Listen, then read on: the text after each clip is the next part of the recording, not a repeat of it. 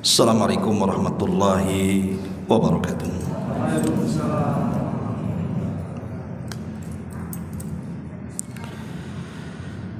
Alhamdulillah wassalatu wassalamu ala Rasulillah wa ala alihi wa sahbihi wa mawalah wa la hawla wa la quwwata illa billahi wa ba'du. Alhamdulillah, segala puja dan puji hanya milik Allah Jalla fi'ula. Salawat dan juga salam kita hadiahkan kepada Rasul kita Nabi besar Muhammad sallallahu alaihi wa ala alihi wasallam. Ma'asyiral muslimin yang dimuliakan Allah Subhanahu wa taala, pembahasan di malam hari ini kita akan membahas tentang kisah kematian iblis.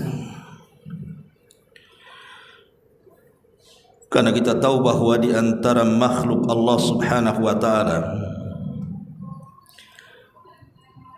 dari kalangan manusia ataupun jin yang dikekalkan oleh Allah Subhanahu wa taala atau usianya dipanjangkan oleh Allah Subhanahu wa taala hanyalah iblis. Tapi bukan berarti iblis tidak akan mengalami kematian. Dia juga makhluk daripada makhluk-makhluk Allah, akan disentuh dengan kematian. Tapi kapan kematiannya dan di mana dimatikannya dan bagaimana cara mencabut nyawanya, inilah yang kita akan bahas beberapa waktu ke depan. Ma'asyiral muslimin rahimakumullah, disebutkan di dalam surah Shad ayat 77 sampai 83. Allah Subhanahu wa taala berfirman, qala fakhruj minha fa innaka rajim wa inna 'alaika la'nati ila yaumiddin. Qala rabbi fa'anzirni ila yaumi yub'atsun.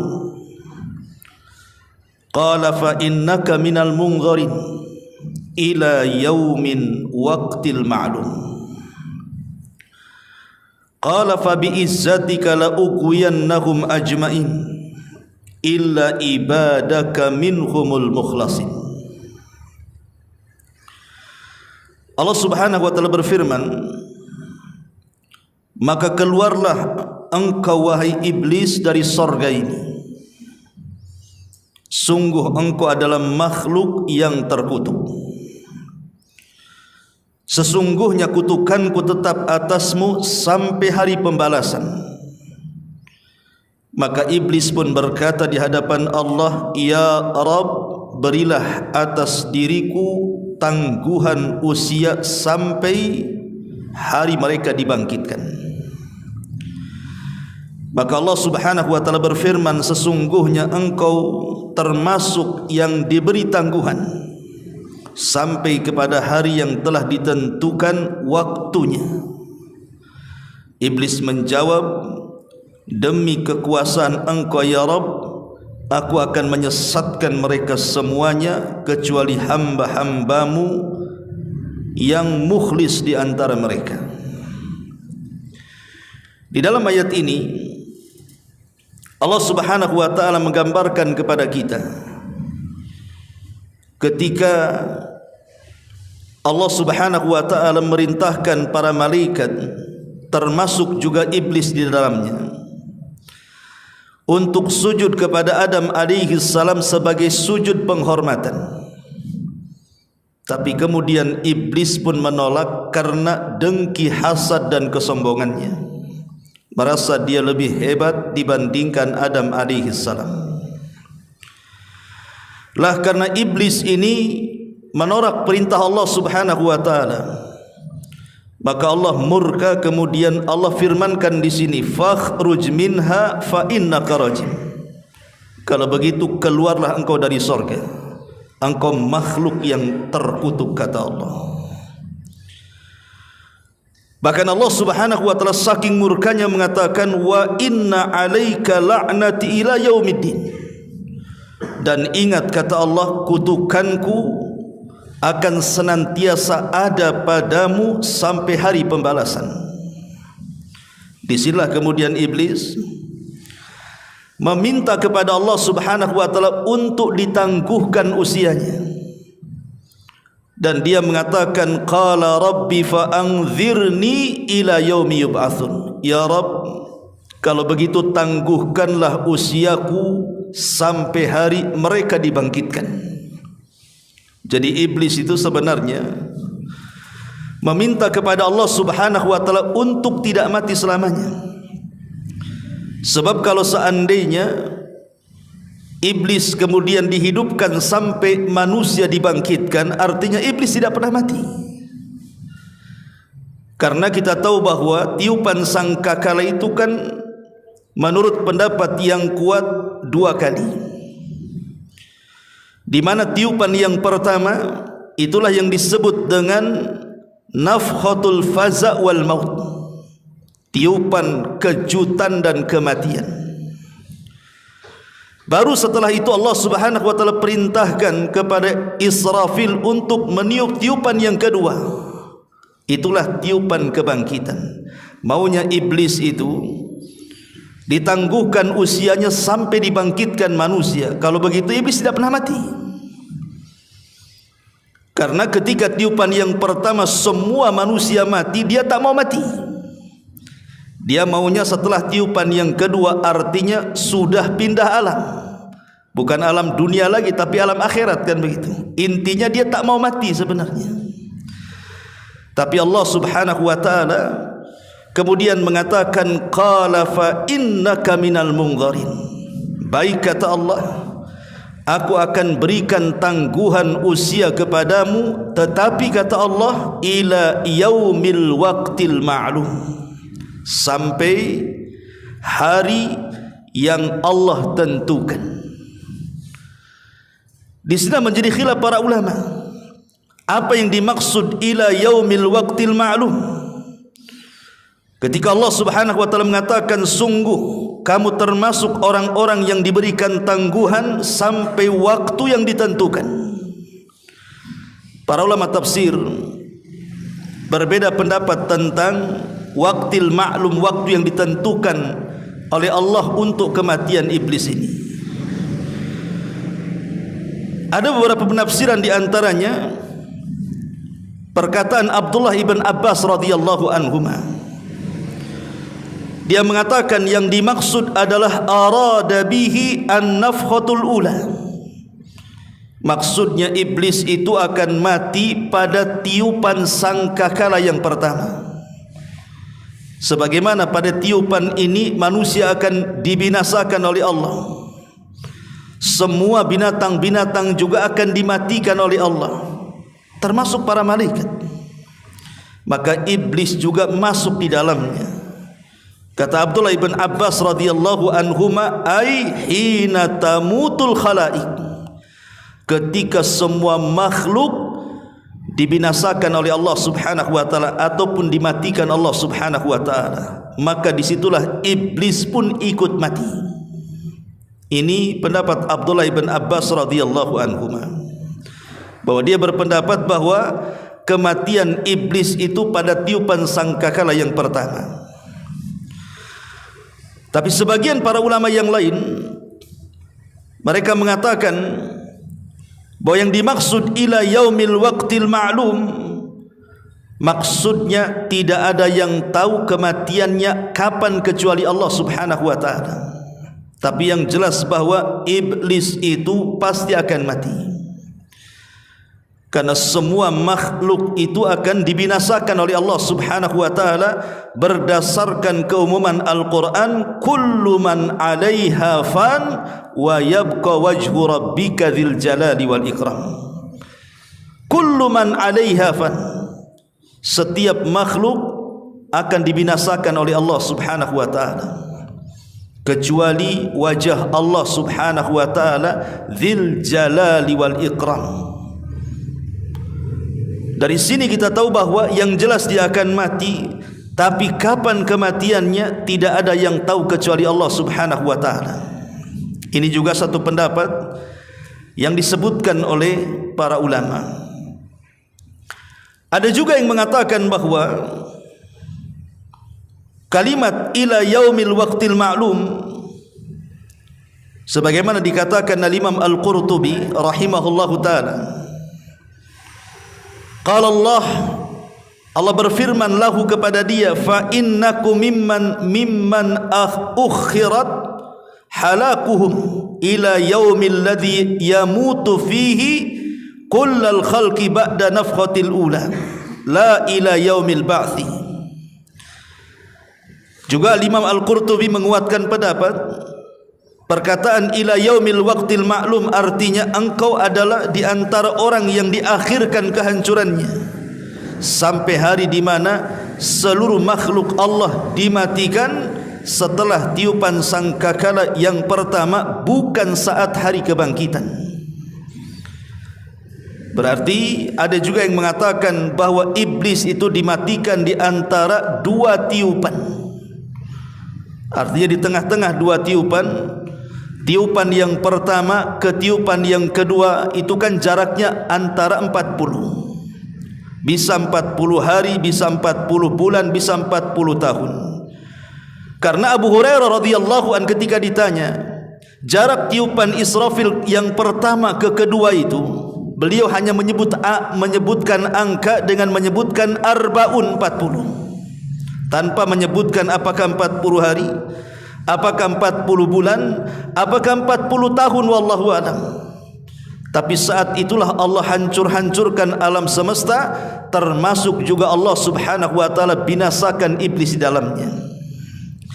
Ma'asyiral muslimin wal muslimat rahimakumullah. Kita tahu bahwa setelah kemudian iblis meminta kepada Allah Subhanahu wa taala tangguhan usianya, disinilah iblis meminta kepada Allah Subhanahu wa taala izin untuk menyesatkan anak Adam, karena dia tidak mau masuk neraka sendirian. Dia ingin mengikutkan sebanyak-banyaknya kalangan jin dan manusia supaya ikut bersama dia masuk ke dalam neraka. Dari sini dia bersumpah di hadapan Allah, fa bi izzatika la ughwiyannahum ajmain. Karena kekuasaanmu ya Rabb, pasti aku akan sesatkan mereka Bani Adam semuanya. Bahkan dalam ayat yang lain, ketika iblis kemudian berjanji seperti itu, maka dia akan datang kepada manusia itu dari semua arah angin.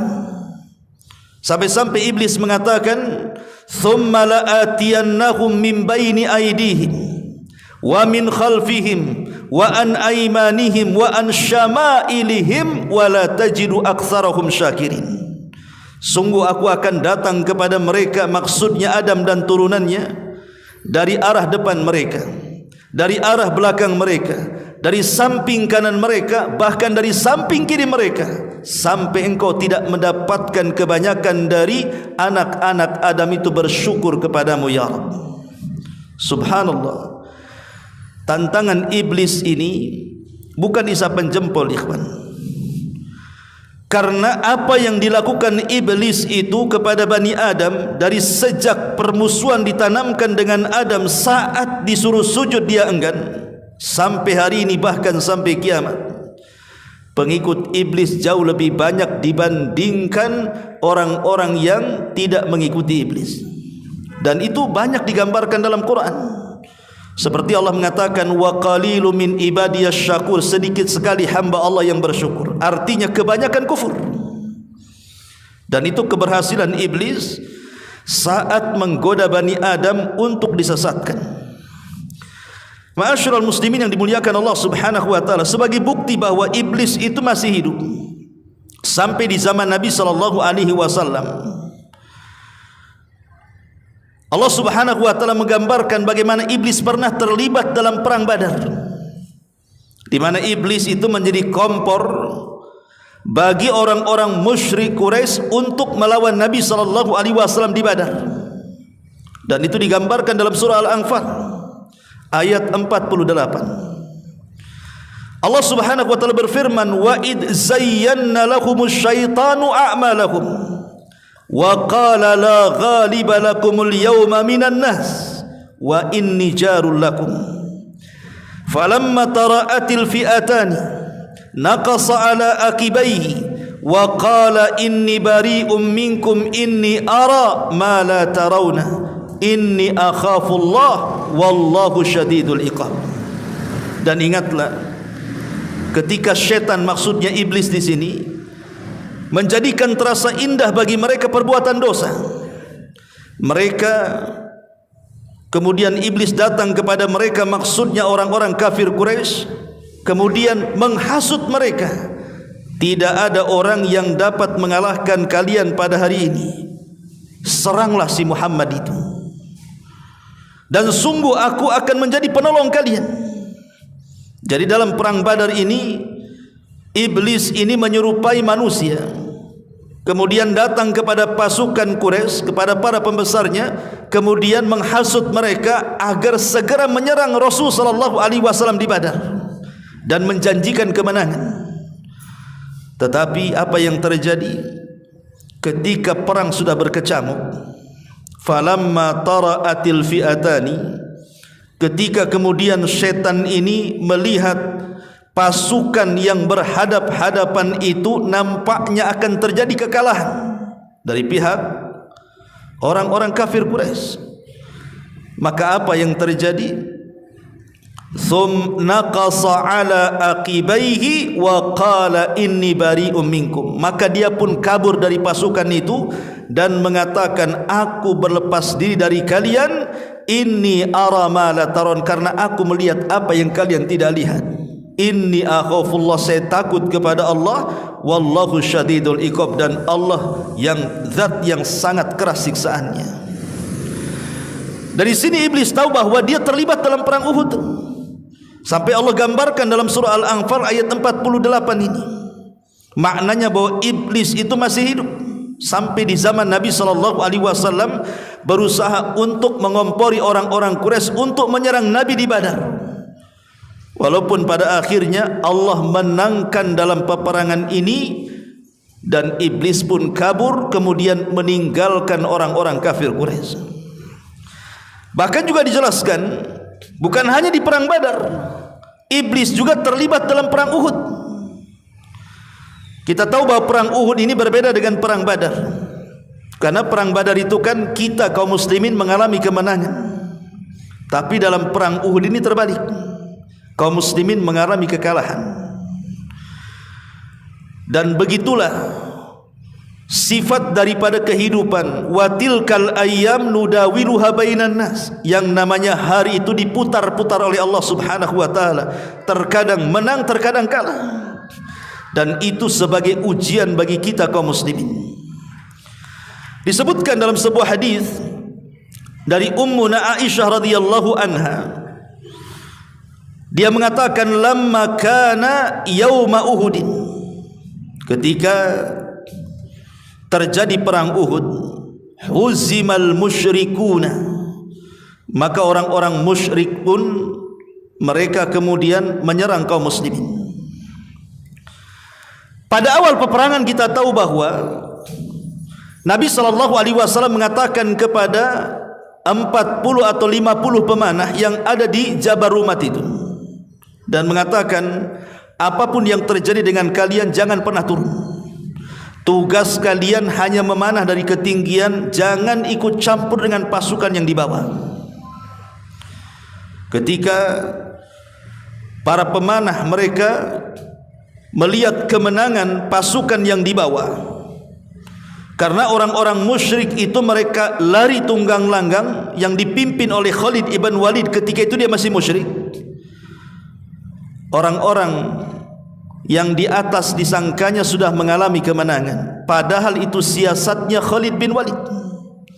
Dia mundur itu bukan lari, tapi mundur itu memutar bukit dia.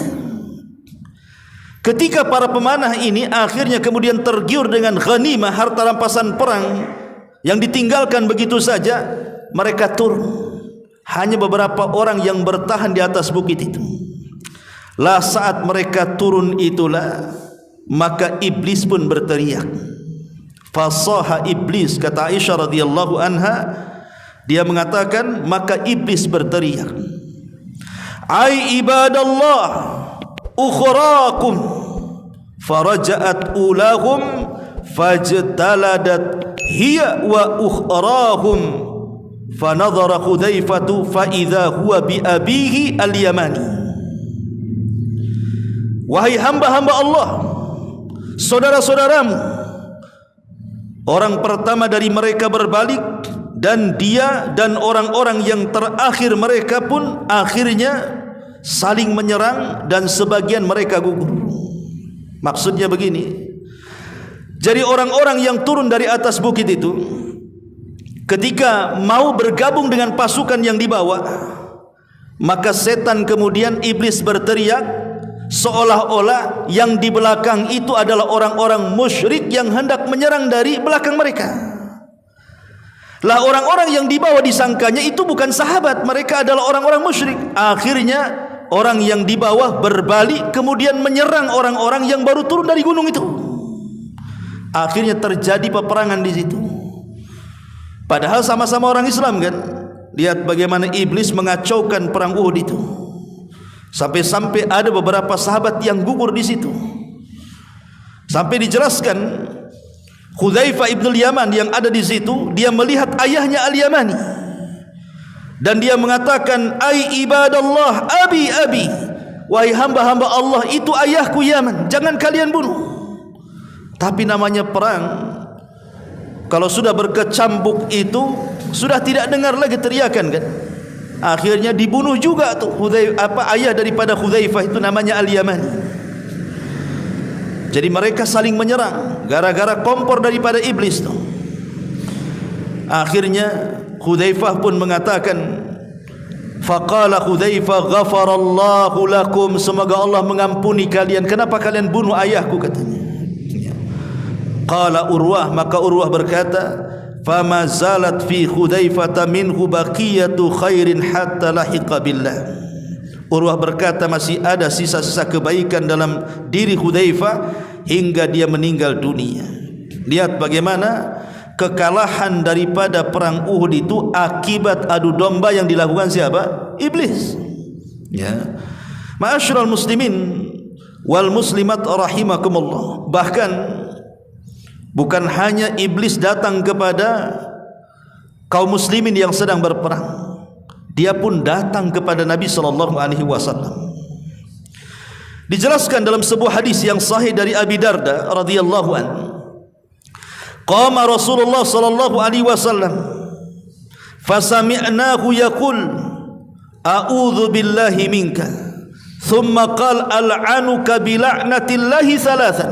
Jadi Rasul sedang salat, tiba-tiba kemudian iblis datang mengganggu Nabi. Tiba-tiba kemudian di tengah-tengah solat Rasul mengatakan, aku berlindung dari Allah, aku berlindung kepada Allah dari kamu. Dan Rasul mengatakan, aku laknat dirimu sebagaimana laknat Allah kepada dirimu. Rasul menyebutkan 3 kali. Maka selesai solat, sahabat heran, kenapa di tengah-tengah solat Rasul berteriak seperti itu, sambil kemudian menjulurkan tangannya ke depan dan berlindung kepada Allah sambil melaknat. Jadi Rasulullah SAW sedang salat begini, tiba-tiba dia begini dan mengatakan, a'udzu billahi min, aku berlindung kepada Allah dari kamu, aku laknat engkau sebagaimana Allah melaknat engkau. 3 kali Rasul mengatakan seperti itu.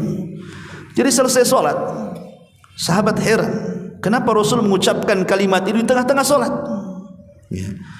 Akhirnya kemudian sahabat bertanya, ya Rasulullah, qad sami'naka taqul fi salati syai'an lam nasma'uka taqulu qabla dhalik. Rasul, kami tadi mendengar engkau mengucapkan sesuatu dalam salatmu yang kami tidak pernah mendengar kebiasaan kamu mengucapkan kalimat itu dalam solat. Maka Nabi SAW kemudian menjelaskan alasannya dan bersabda, inna aduwallah iblis, sesungguhnya musuh Allah si iblis itu, ja'a bisyihabim min nar liyaj'alahu fi wajhi, dia datang dengan membawa api hendak membakar wajahku. Fakultu, maka aku katakan, kata Rasul, a'udzu billahi minka thalatha marrat, aku mengatakan aku berlindung kepada Allah darimu sebanyak 3 kali. Kemudian aku pun mengatakan, al'anuka bila'natillahi tammah, aku berlindung, aku melaknat dirimu sebagaimana Allah telah melaknat kepadamu sebanyak 3 kali. Kemudian Rasul mengatakan, thumma aradtu akhudahu, sebenarnya aku ingin mencekik dia. Wallahi, demi Allah, laula da'watu akhina Sulaiman, kalau bukan karena aku teringat doanya Nabi Sulaiman saudaraku, la asbaha muthiqan yal'abu bihi wildan ahli madinati, tentu aku akan cekik dia, ku ikat dia di tiang, dan besoknya menjadi permainan anak-anak kota Madinah, katanya. Tapi karena aku teringat dengan doa Nabi Sulaiman, ku lepaskan lagi dia. Apa doanya Nabi Sulaiman? Di mana Nabi Sulaiman berdoa agar Allah tidak memberikan yang Allah beri kepada dia kepada orang setelah dan sesudahnya. Artinya kan Sulaiman bisa menundukkan jin. Sulaiman tidak mau bahwa kekuasaan yang Allah berikan dengan kemampuan mampu menundukkan bangsa jin diberikan kepada orang-orang setelahnya. Makanya Rasul teringat dengan kalimat itu, akhirnya dilepas lagi. Lihat, menunjukkan bahwa iblis itu hidup sampai zaman Nabi SAW, bahkan mengganggu solat Nabi SAW. Bahkan iblis juga hidup sampai hari ini. Nabi SAW mengatakan dalam hadis Jabir radhiyallahu anhu, inna arsya iblis alal bahri fayab'atsu sarayahu fayaftinuna an-nas fa'adhamuhum indahu a'dhamuhum fitnatan. Iblis ini membangun istananya, kata Rasul, di tengah lautan. Ada orang yang mengatakan seperti ada seorang penulis dari Mesir yang bernama Isa Daud. Beliau mengatakan bahwa hadis ini menunjukkan letak istana iblis di mana? Di segitiga Bermuda. Karena di segitiga Bermuda ini memang lautan yang sangat menakutkan kan. Banyak kapal-kapal hilang di situ, banyak pesawat-pesawat yang jatuh di situ, dan berbagai macamlah keanehan-keanehan dan musibah yang kita sudah mendengar semuanya. Sampai Isa Daud mengatakan bahwa istana iblis itu ada di tiga Bermuda tadi. Tapi wallahu a'lam, kita tidak bisa memastikan istananya di mana. Karena Rasul hanya mengatakan bahwa istana iblis itu pokoknya ada di lautan. Lautan mananya wallahu a'lam. Karena sampai hari ini juga belum ada yang sanggup menyingkap perkara gaib ini. Cukup kita imani saja. Lah setiap hari iblis ini sampai hari ini, maka dia akan mengutus pasukan-pasukannya untuk menggoda manusia yang ada di daratan. Maka pasukan yang paling dimuliakan oleh iblis adalah pasukan yang sanggup mendatangkan sebesar-besar fitnah bagi manusia. Sampai sebuah riwayat, iblis ini mengutus pasukan. Mungkin di antara pasukan ini ada yang menggoda orang yang akhirnya tadinya sholat jadi tidak sholat, yang tadinya suka puasa jadi tidak puasa, yang tadinya suka membaca Quran akhirnya tidak suka membaca Quran, yang tadinya bersedekah akhirnya tidak suka bersedekah. Tapi iblis menganggap bahwa pasukan yang sanggup menggoda manusia-manusia seperti itu belum ada apa-apanya. Karena itu perkara yang remeh-temeh bagi mereka. Tetapi ketika iblis kemudian melihat Ada satu pasukannya yang berhasil mencerai-beraikan rumah tangga manusia.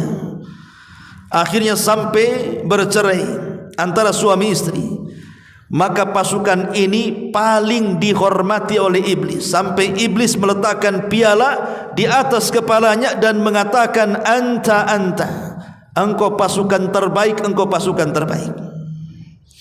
Lihat bagaimana iblis ini akan memberikan penghargaan kepada pasukannya kalau dia mampu mencerai-beraikan rumah tangga manusia, karena itu sebesar-besarnya fitnah.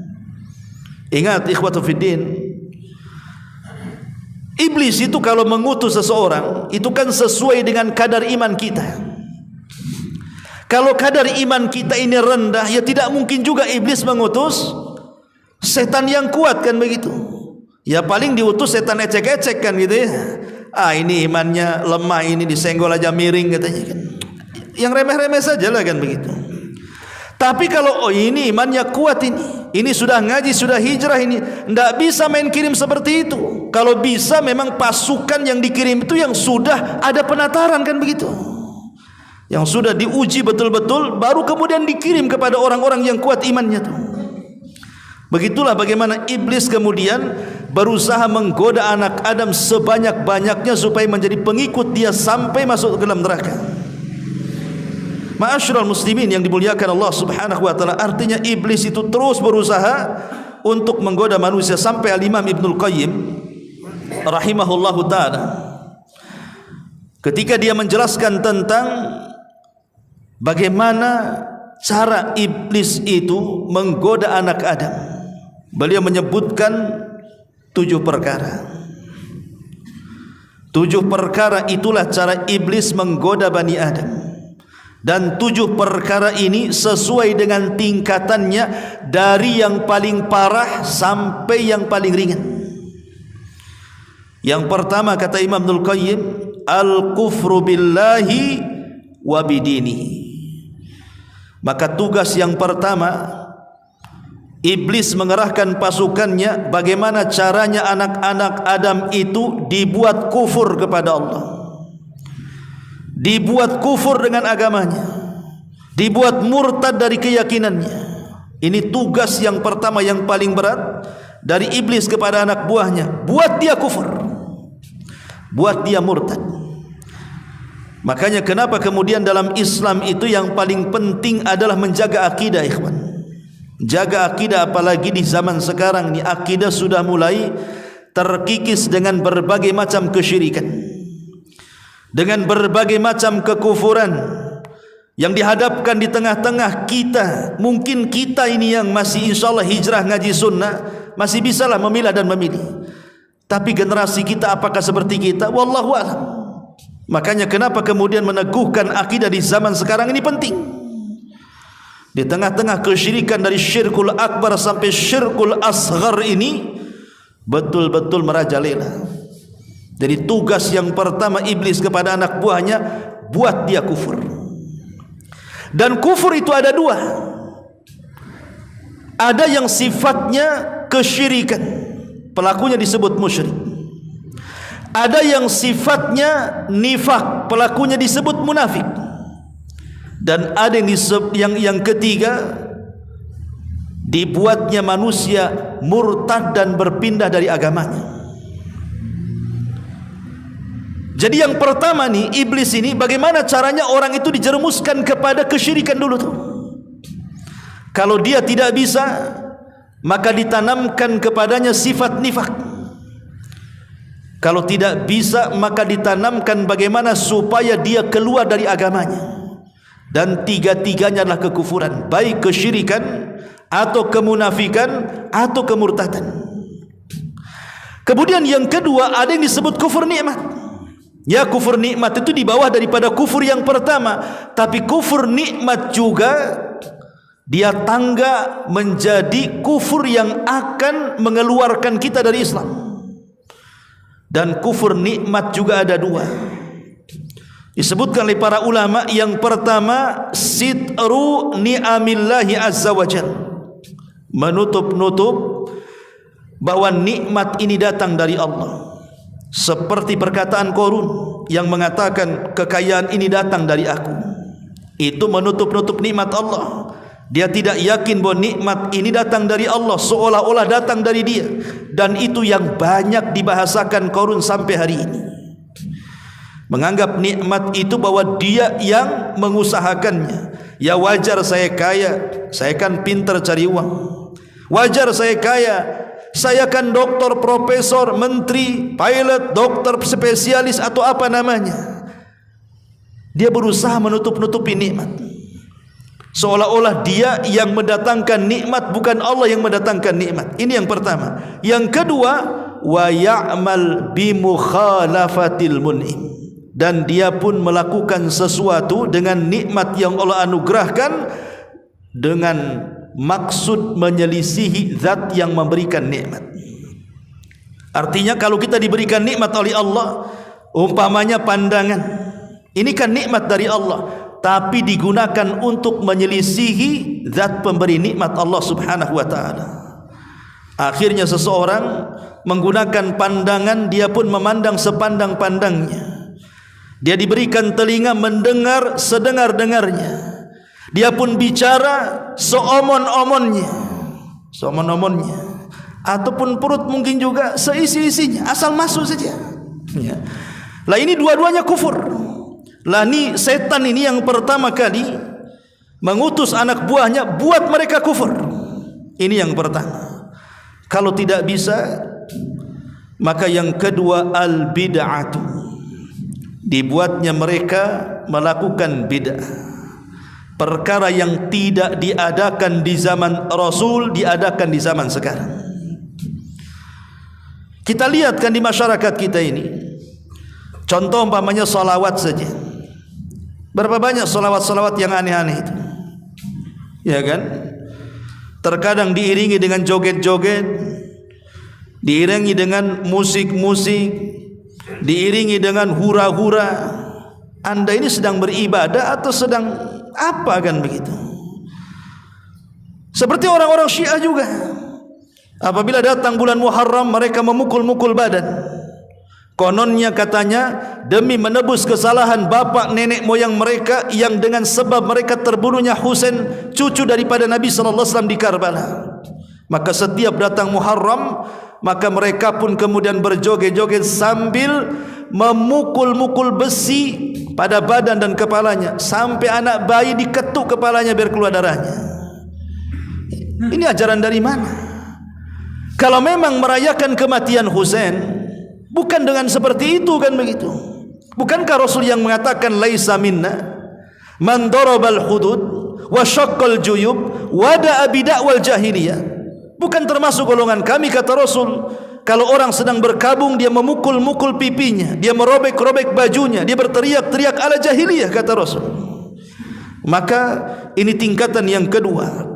Tingkatan yang ketiga, kalau mereka tidak bisa juga digoda dari jenis yang kedua, maka kemudian akan digoda dari jenis yang ketiga. Apa itu? Dicintakan dengan al-kabair, dosa-dosa besar. Digemarkan zina, disukakan khamar, dicintakan dengan judi, disukakan dengan ghibah, dengan namimah, dengan dusta dan begitu semacamnya. Tapi kalau juga tidak bisa lewat yang ketiga, maka akan lewat yang keempat, kata Imam Ibnul Qayyim, as-saghair. Bagaimana mereka disuruh untuk melakukan dosa-dosa kecil. Kalau tidak bisa juga dosa-dosa kecil, maka beralih ke yang kelimanya, disibukkan dengan perkara mubah. Ya, main bola itu mubah saja, tidak ada masalah. Tapi dengan sibuknya dengan perkara mubah, akhirnya gara-gara main bola capek badannya. Ketika sholat mulai pegal-pegal kakinya, enggak khusyuk. Ketika main bola tak ada pegal. Ketika sholat datang pula pegalnya tuh. Nah, ini kan bahaya kan. Itu masih mendingan sholat kan, kadang-kadang bablas waktunya. Nah ini kadang-kadang kemudian perkara mubah ini bisa melalaikan. Kalau tidak bisa juga dari perkara mubah, masuk kepada perkara yang keenam, supaya mendahulukan yang tidak afdal dan meninggalkan yang afdal. Dibuatnya salat tarawih cepat-cepat katanya. Saya pernah bertanya kepada seseorang, kenapa salat tarawih kok harus ngebut-ngebut kayak gitu? Dia mengatakan yang lambat itu afdal Ustaz, yang cepat itu boleh katanya. Enak kali jawabannya. Lah kalau memang yang lambat itu afdal, yang cepat boleh, kenapa tak pilih yang afdal? Kenapa pilih yang boleh pula kan begitu? Itulah setan di situ tuh. Dia kemudian dicintakan kepada yang tidak afdal, yang afdal boleh ditinggalkan. Kalau tidak bisa juga, nah ini yang terakhir nih, setan dah putus asa ini. Disitulah dia akhirnya apa? Menyuruh seluruh wali-walinya dari kalangan jin, seluruh wali-walinya dari kalangan manusia yang sudah loyal kepada mereka, seperti para dukun, paranormal, tukang-tukang sihir, preman-preman dan begitu seterusnya, untuk membuat kekacauan. Inilah tujuan iblis untuk menggoda manusia. Ma'asyiral muslimin yang dimuliakan Allah Subhanahu wa taala. Baik, kembali. Lalu kapan meninggalnya iblis dan bagaimana meninggalnya iblis dan bagaimana caranya meninggalnya iblis? Ma'asyiral muslimin yang dimuliakan Allah Subhanahu wa taala, disebutkan dalam sebuah riwayat dari Ahnaf ibn Qais, dia mengatakan, qadimtul Madinata wa ana uridu Umar ibn al-Khattab radhiyallahu anhu. Kata Ahnaf ibn Qais, dia mengatakan, saya pergi menuju kota Madinah, ingin berjumpa dengan Umar ibn al-Khattab radhiyallahu anhu. Tiba-tiba saya bertemu dengan Ka'ab al-Akhbar radhiyallahu anhu. Ka'ab al-Akhbar ini dulunya seorang pendeta, kemudian masuk Islam di zaman Umar dan baik keislamannya. Saya baca terjemahannya saja ya. Jadi Ka'ab al-Akhbar ini menceritakan dalam satu majelis tentang kisah kematian iblis. Kata Ka'ab al-Akhbar, ketika Adam alaihi salam sedang menghadapi saat sakaratul maut, maka dia berkata, ya Rabb, musuhku, maksudnya iblis, pasti akan mengejek kepadaku jika ia melihat aku telah mati, padahal dia diberikan tangguhan hidup sampai kiamat dibangkitkan. Maka Allah Subhanahu wa taala menjawab, wahai Adam, kamu langsung menuju ke sorga, tidak ada masalah. Sedangkan si iblis itu ditunda sampai hari kiamat usianya, supaya merasakan sakitnya kematian sebanyak makhluk yang pernah dia sesatkan dari awal sampai akhir. Kemudian Nabi Adam pun bertanya kepada malaikat maut, malaikat Israel. Tentu kalimat Israel ini diambil dari Israiliyat, karena dalam Islam itu tidak kenal malaikat Israel, yang kita kenal malakul maut ya. Jadi Adam berkata kepada malaikat Israel, sebutkan kepadaku bagaimana rasanya pedih kematian itu. Sesudah diterangkan oleh malaikat Israel, maka Adam alaihi salatu wasallam berkata, ya Rabb, cukup. Maka ketika itu Ka'ab al-Akhbar terdiam dan tidak melanjutkan ceritanya. Maka orang-orang yang hadir dalam majelis Ka'ab al-Akhbar kemudian mereka bergemur dan mengatakan, ya Abu Ishaq, maksudnya Ka'ab al-Akhbar, ceritakan kepada kami bagaimana ia merasakan kematian. Pada mulanya Ka'ab al-Akhbar menolak, tetapi karena didesak maka ia berkata, jika dunia sudah berakhir dan hampir ditiup sangkakala, sedang orang-orang ramai di pasar, mereka sedang sibuk bertengkar dan berdagang, tiba-tiba terdengarlah suara yang sangat keras di langit, hingga separuh penduduk bumi pun pingsan karenanya selama 3 hari. Bagi mereka yang tidak pingsan, mereka bingung, bagaikan kambing ketakutan dalam keadaan hiruk pikuk sedemikian itu. Maka terdengarlah lagi satu suara gemuruh bagaikan suara halilintar. yang sangat dahsyat bunyinya, maka tidak ada seorang pun melainkan mati karena halilintar itu. Dan semua manusia, semua jin, semua binatang, semua tumbuh-tumbuhan dan makhluk-makhluk yang lainnya, mereka pun diwafatkan oleh Allah Azza wa Jalla. Ketika itu yang hidup tinggal iblis saja. Ketika semua mati, manusia mati, jin mati, binatang mati, tumbuh-tumbuhan mati, iblis pula belum mati. Maka Allah Subhanahu wa taala pun memerintahkan malaikat Israel atau malaikat maut, aku telah menjadikan padamu pembantu sebanyak orang yang pertama hingga yang terakhir. Dan aku telah memberikan kekuatan penduduk langit dan juga penduduk bumi kepadamu wahai Israel. Dan kini aku pakaikan kepadamu pakaian kemurkaan dan kemarahanku. Maka turunlah dengan membawa murka dan kemarahanku, cari si laknat iblis itu. Maka rasakanlah kepadanya bagaimana kepedihan kematian yang telah dirasakan oleh orang-orang yang terdahulu hingga yang terakhir dari kalangan jin dan manusia. Buat kesakitan yang berlipat ganda, dan hendaknya kamu membawa 70.000 malaikat yang kesemuaannya penuh dengan rasa murka dan kecemasan. Dan tiap malaikat Zabaniyah membawa rantai dari neraka Ladha, dan cabutlah dengan 70.000 rantai itu dari neraka, dan beritakan kepada para malaikat, terutama malaikat maut, malaikat Malik penjaga neraka, supaya membuka pintu-pintu neraka untuknya, katanya. Maka setelah itu para malaikat sudah mendapatkan perintah Allah supaya datang kepada iblis beramai-ramai. Maka turunlah malaikat Israel dengan bentuk yang sangat mengerikan, sehingga andai kata seluruh penduduk langit dan penduduk bumi dapat melihat bentuk yang mengerikan itu, niscaya akan cair kesemuaannya karena teramat sangat ngeri bentuknya. Kemudian setelah iblis sadar bahwa dia sedang diincar oleh malaikat maut, malaikat Israel, maka dia berusaha untuk lari ke timur dan barat, menghindar. Tapi apa gunanya menghindar dari malaikat maut, ikhwan? Akhirnya kemudian Israel pun datang kepada iblis dan membantah dan mengatakan, laknat Allah untuk wahai iblis.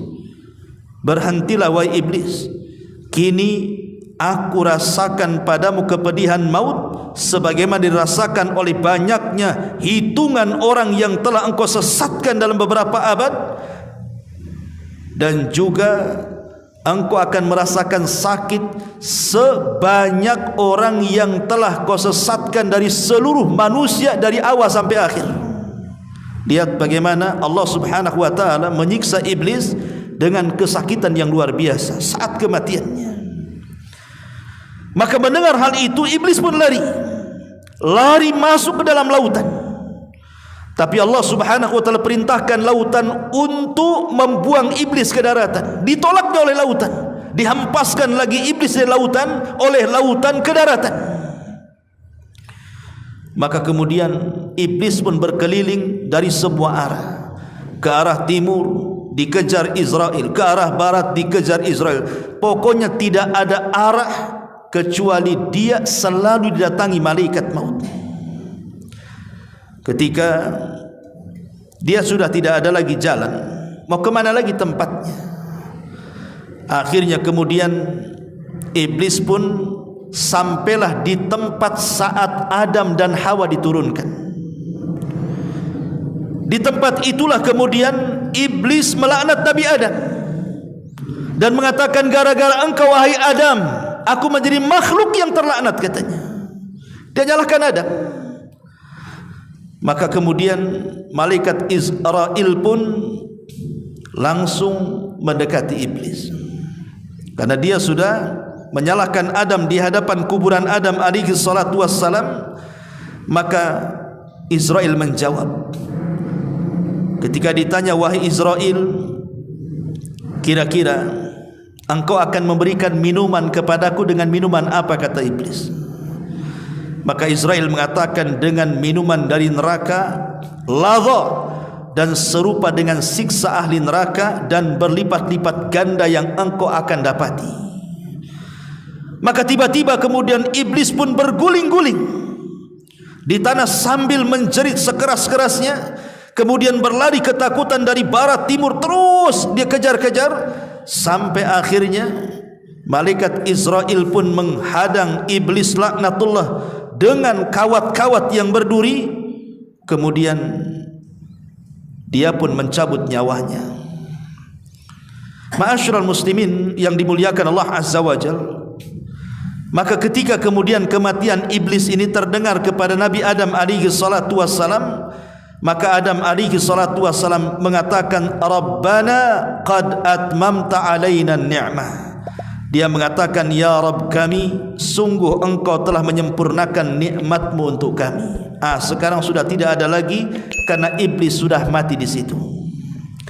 Masalahnya ikhwatu fiddin, riwayat yang panjang ini, riwayat daripada Al-Akhbar ini, itu hanya disebutkan dalam kitab Tanbih Al-Ghafilin, dan kitab itu banyak memuat hadis-hadis yang tidak ada sanadnya. Dan kebanyakan kisah-kisah yang seperti ini bukan datang dari Nabi SAW, tapi kisah ini datang dari kisah Israiliyat. Dan kisah Israiliyat ini, ikhwatu fiddin muliakan Allah Azza wa Jalla, Nabi mengatakan kita tidak boleh mendustakan secara mutlak, tidak boleh juga membenarkan secara mutlak. Jadi saya menceritakan ini hanya mimbabil ikhbar saja, hanya menghabarkan saja sebagai bentuk pengetahuan, tidak boleh jadikan sandaran, karena ini bukan dari hadis yang sahih, bukan hadis Nabi SAW. Ini dari kisah-kisah Israiliyat, karena yang menceritakanlah seorang yang bernama Ka'ab Al-Akhbar, dulunya seorang Nasrani, seorang pendeta Nasrani, masuk Islam di zaman Umar.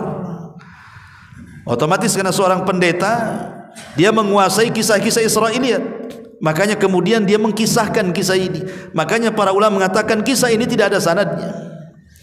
Kalaupun ada sanadnya, maka ini dari kisah-kisah Israiliyat yang kita tidak boleh mendustakan secara mutlak, kita tidak boleh membenarkan secara mutlak. Ma'asyiral muslimin yang dimuliakan Allah Subhanahu wa taala, intinya bahwa kalaupun seandainya tidak ada kisah ini, maka kita sangat yakin bahwa iblis itu pasti akan mengalami kematian.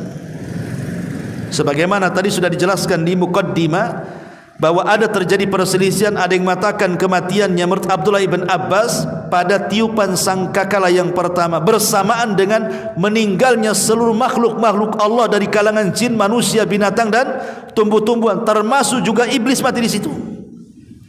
Jadi kita harus yakin bahwa iblis pasti mati. Tapi yang jelas bahwa setelah kematian iblis menyesal. Bahkan ada khutbah dalam Al-Quran itu, bagaimana iblis berkhutbah di hadapan para pengikutnya. Dijelaskan oleh Hasan Al-Basri rahimahullahu ta'ala, apa kata dia? Idza kana yaumul qiyamati, tatkala datang hari kiamat, qama iblisu khatiban, maka iblis akan berdiri di sebuah mimbar.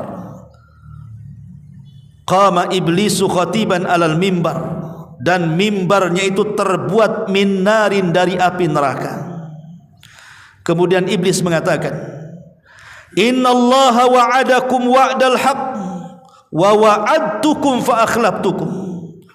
Sesungguhnya Allah telah menjanjikan kepadamu janji yang benar, dan aku pun telah menjanjikan kepada kalian, tetapi janjiku semua kuingkari.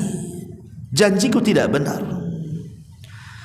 Al-Hafidh Ibn Katsir rahimahullahu ta'ala berkata, yukhbiru ta'ala amma khataba bihi iblis id atba'ahu ba'dama qadallahu baina ibadahu fa adkhala al-mu'minina al-jinan wa askana al-kafirina ad-darakat faqama fihim iblis la'anahu Allahu hina idin khatiban liyazidahum hazanan ila haznihim Kata Imam Ibn Katsir rahimahullahu ta'ala, Allah menghabarkan tentang khutbah yang disampaikan oleh iblis kepada para pengikutnya, yaitu setelah Allah memutuskan hisab para hamba-hambanya, lalu Allah masukkan orang-orang yang beriman ke dalam sorga dan Allah menempatkan orang-orang kafir ke dalam neraka. Maka iblis pun tatkala itu berdiri dan berkhutbah kepada para pengikutnya agar mereka menambah kesedihan di atas kesedihan mereka. Lah khutbah itu dijelaskan di dalam Al-Quran surah Ibrahim ayat 22 sampai 23. Bagaimana kata-kata khutbahnya? Allah katakan, wa qala syaitan lamma qudiyal amru innallaha wa'adakum wa'dal haqq wa wa'adtukum fa akhlaftukum wa ma kana li 'alaikum min sultan illa an da'autukum fastajabtum li fala talumuni walumu anfusakum ma ana bimusrihikum wa ma antum bimusrikhi inni kafartu bima asyraktumuni min qablu innadh zalimina lahum adzabun alim. Apa kata iblis dalam khutbahnya? Dan berkatalah iblis tatkala perkara hisab telah diselesaikan, sesungguhnya Allah telah menjanjikan kepada kalian janji yang benar, dan aku pun telah menjanjikan kepada kalian, tetapi aku menyalahi janjiku. Sekali-kali tidak ada kekuasaan bagiku terhadap kalian, melainkan sekedar aku menyeru kalian lalu kalian mematuhi seruanku. Oleh sebab itu kata iblis, jangan kalian mencaci maki aku, tapi caci makilah diri-diri kalian sendiri. Aku sekali-kali tidak dapat menolong kalian hari ini, sebagaimana kalian pun tidak akan sanggup menolong aku, kata iblis. Sesungguhnya aku tidak benar-benar berbuat untuk sesungguhnya aku tidak membenarkan perbuatan kalian yang mempersekutukan aku. Lihat, iblis mengingkari dengan Allah sejak dulu. Sesungguhnya orang-orang yang zalim itu mendapatkan siksa yang sangat pedih. Inilah khutbah iblis di neraka. Maka Allah Subhanahu wa taala katakan, wa udkhilal ladzina amanu wa amilus salihati jannatin tajri min tahtiha al-anhar khalidina fiha biidzni rabbihim. Dan dimasukkanlah orang-orang yang beriman dan beramal saleh ke dalam sorga yang mengalir di bawahnya sungai-sungai, mereka kekal dalamnya dengan seizin Rabb mereka. Lihat ma'asyiral muslimin yang dimuliakan Allah Subhanahu wa taala, disinilah penyesalan iblis dan penyesalan para pengikutnya. Bahwa iblis mengatakan kepada mereka, aku enggak suruh kalian berbuat syirik, kenapa kau berbuat syirik, katanya. Nah, bayangkan kan, iblis seperti itu. Tapi pengikutnya pun apalah daya, tidak bisa. Kalau sudah di neraka itu, penyesalan tidak ada gunanya, ikhwatu fiddin. Penyesalan itu berguna saat mereka hidup di dunia. Kalau sudah mati, maka penyesalan itu tidak berguna. Bukan hanya penduduk neraka yang menyesal, penduduk sorga pun mereka menyesal, karena waktu-waktu yang mereka hilangkan begitu saja di dunia tanpa berzikir kepada Allah Subhanahu wa taala. Inilah di antara kisah kematian iblis, mudah-mudahan ada manfaatnya.